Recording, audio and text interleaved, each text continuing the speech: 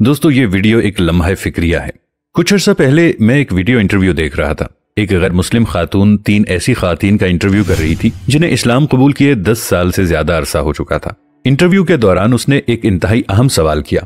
कहने लगी कि हमने ये बात नोट की है कि नौ मुस्लिम मसाजिद की सतह तक तो पैदाइशी मुसलमानों के साथ घुल मिल लेते हैं, लेकिन कम्युनिटी की सतह पर उनसे कन्नी कतराते हैं, उनके साथ दोस्तियां नहीं रखते। इसकी क्या वजह है?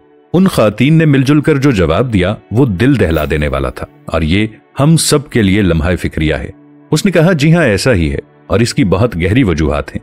पहली वजह तो यह है कि उनका इस्लाम बाप से मिली मीरास की तरह है, लिहाजा उन्हें इसकी कदर नहीं। दूसरी वजह यह है कि हम में से कोई ईसाई था तो कोई यहूदी। 9 मुस्लिमों में से किसी ने भी आंखें बंद करके इस्लाम कबूल नहीं किया। कम से कम भी 2 साल तक इस्लाम का मुताला करने के बाद यहाँ मगरिब में लोग इस्लाम कबूल करते हैं। उनका पहला मुताला कुरान मजीद और दूसरा रसूल अल्लाह सल्लल्लाहु अलैहि वसल्लम की सीरत का होता है। तीसरे मरहले में लोग सहाबा कराम की जिंदगी का मुताला करते हैं ताकि देख सकें कि आखिर वो जमात कैसी थी जिसे रसूल अल्लाह सल्लल्लाहु अलैहि वसल्लम की बराह रास्त सोहबत और तालीम मयस्सर आई। चुनाचे इस्लाम कबूल करने वाला नौ मुस्लिम जब ये देखता है कि जो इस्लाम हमने कुरान मजीद, सीरत और सहाबा कराम रिदवानुल्लाहि अलैहिम अजमाइन की जिंदगियों में देखा है, वो तो इन पैदाइशी मुसलमानों में दूर दूर तक नजर नहीं आता, तो ये फौरन समझ जाते हैं कि इस्लाम पर जवाल क्यों आया हुआ है।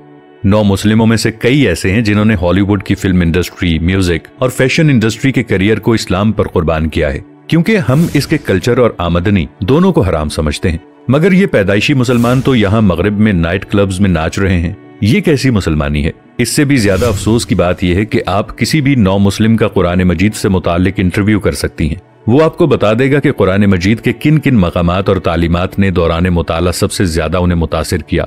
यहाँ तक कि आप किसी भी मौजू पर उनसे सवाल करेंगी कि इस बारे में कुरान मजीद क्या कहता है, तो वो आपको बता देगा कि ये कहता है। लेकिन यही इंटरव्यू आप किसी आम पैदाइशी मुसलमान का नहीं कर सकती, क्योंकि उसने पूरी जिंदगी में कभी कुरान खोलकर इसका मुताला ही नहीं किया होता। उनका तो आसान सा शॉर्टकट है कि कोई भी मसला पेश आ गया तो मौलवी से जाकर पूछ लिया, खुद दीन सीखने की जहमत ही गवारा नहीं करते।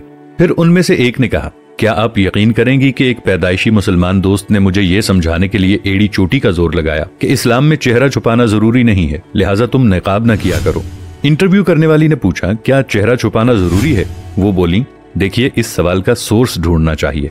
आप जब इसकी तलाश में निकलेंगी तो चलते चलते या तो आप लंदन पहुंच जाएंगी या वॉशिंगटन। मुस्लिम मुआशरों में ऐसे सवाल मगरिब ने इंजेक्ट किए हैं। आपको ये बात बिल्कुल साफ नजर आएगी कि मुस्लिम मुआशरों में इस तरह के सवालात तब पैदा हुए जब किसी मगरबी मुल्क ने उन पर कब्जा कर लिया। इस तरह के सवालात से मुस्लिम मुआशरों को तो कंफ्यूज किया जा सकता है, मगर हम मगरबी मुसलमानों को नहीं। हम चीजों का जायजा साइंटिफिक बुनियादों पर लेते हैं। इंटरव्यूअर कहने लगी कि आपके ख्याल में साइंटिफिक बुनियाद पर निकाब को कैसे साबित किया जा सकता है? उसने जवाब दिया, देखिए हमें रसूलुल्लाह सल्लल्लाहु अलैहि वसल्लम के रुख अनवर की एक एक तफसील मिल जाती है कि आप देखने में कैसे थे। खुलफाए राशिदीन और बड़े सहाबा रिदवानुल्लाहि अलैहिम अजमाइन के चेहरों की तफसीलात भी मिल जाती हैं। क्या अज़वाज मुतहरात के चेहरों की तफसीलात भी दस्तयाब हैं? रसूलुल्लाह सल्लल्लाहु अलैहि वसल्लम की साहिबजादियों की शक्ल सूरत कैसी थी? उनका डेटा कहीं दस्तयाब नहीं। क्यों? क्योंकि वो चेहरा छुपाती थी। मर्द सहाबा ने उन्हें देखा नहीं और खातीन सहाबिया ने इसलिए बयान नहीं किया कि जिस चीज को निकाब में छुपाने का हुक्म था उसे किताब में कैसे जाहिर किया जा सकता था। अब इंटरव्यूअर ने पूछा कि बहुत सी नौ मुस्लिम खातीन भी तो चेहरा नहीं छुपाती। उसे जवाब मिला कि ये उनकी अपनी चॉइस है, हम किसी की पर्सनल लाइफ में दखल देने का हक नहीं रखते।